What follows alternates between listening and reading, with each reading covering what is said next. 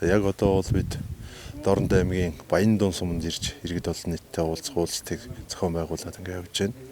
Тэгэхээр одоо ард иргэд уулзалтанд оролцсон иргэдийн хувьд бол энэ бүссэн хөгжлийн үзэл баримтлалыг маш ихээр сонирхож, энэ бүссэн хөгжлийн үзэл баримтлалын хүрээнд тухайн бүс нутагт хийгдэх одоо асуудлыг их сонирхож, мөн дээрэс нь бол одоо саналаа нэлээд идэвхтэй одоо хэлцгээж байна. Ер нь бол энэ зүүн бүсийн хувьд бол одоо түүхэн аялал жуулчлалын бүс болох энэ үйл явцыг одоо энэ бүссэн хөгжлийн үзэл баримтлалтай уялдуулах, дээрэс нь мал аж ахуйн одоо салбар бол зүүн бүс нутагт ихээхэн хөгжсөн байдаг. Ялангуяа бэлчээрийн мал аж ахуй бол их хөгжсөн ийм одоо бүс нутаг.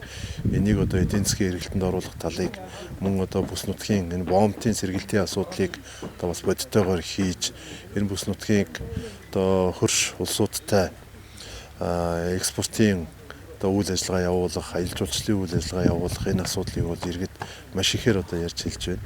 Хэрвээ энийг одоо бид хийж чадах юм бол энэ бүс нутгийн ард иргэдийн ажил амьдралд бол маш их эерэг нөлөө үзүүлнэ.